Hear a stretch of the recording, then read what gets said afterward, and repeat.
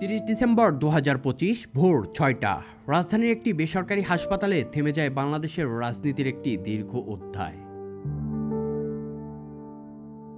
৮০ বছর বয়সে শেষ নিঃশ্বাস ত্যাগ করেন বাংলাদেশের প্রথম মহিলা প্রধানমন্ত্রী ও বিএনপির চেয়ারপারসন বেগম খালেদা জিয়া। তার মৃত্যুতে বাংলাদেশ সরকার ৩ দিনের রাষ্ট্রীয় শোক ঘোষণা করেছে। ৩১ ডিসেম্বর দুপুর ২টায় জাতীয় সংসদের দক্ষিণ প্লাজা এবং এর সংলগ্ন মানিক মিয়া এভিনিউতে জানাজা শেষে রাষ্ট্রীয়ভাবে স্বামী শহীদ প্রেসিডেন্ট জিয়াউর রহমানের কবরের পাশে দাফন করা হবে বেগম জিয়াকে। দেশ বিদেশের রাষ্ট্র ও সরকার প্রধান, কূটনীতিক ও রাজনৈতিক নেতারা শোক জানিয়েছেন তার প্রয়াণে। ১৯৪৫ সালের ১৫ই আগস্ট অবিভক্ত দিনাজপুর জেলার জলপাইগুড়িতে এক ব্যবসায়ী পরিবারে জন্মগ্রহণ করেন খালেদা জিয়া। ১৯৬০ সালে সেনা কর্মকর্তা জিয়াউর রহমানের সঙ্গে বিবাহ বন্ধনে আবদ্ধ হন তিনি। ১৯৭১ সালে মুক্তিযুদ্ধ ও পরবর্তী সময়ে স্বামীর রাজনৈতিক সক্রিয়তার মধ্যেও তিনি ছিলেন রাজনীতির বাইরে। কোনো পরিকল্পনা করে রাজনীতিতে আসেননি খালেদা জিয়া। তিনি রাজনীতিতে এসেছিলেন এক রক্তাক্ত অধ্যায়ের পরিণতি হিসেবে। ১৯৮১ সালের ৩০ মে তৎকালীন রাষ্ট্রপতি জিয়াউর রহমানের হত্যাকাণ্ড সবকিছু পাল্টে দেয়।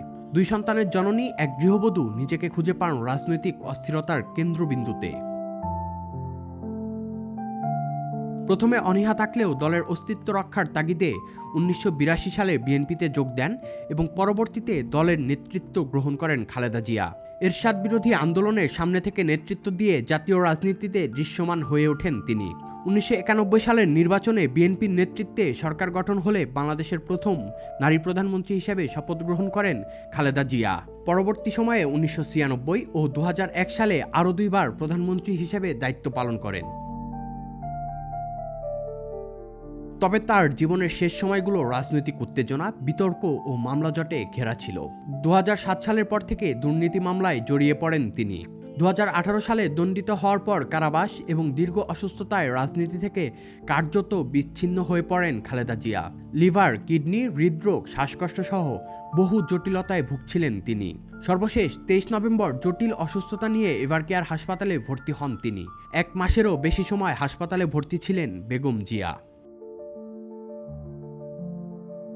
গৃহবধূ থেকে প্রধানমন্ত্রী, খালেদা জিয়ার জীবন ছিল সংগ্রাম আর ক্ষমতার কঠিন পথ চলা।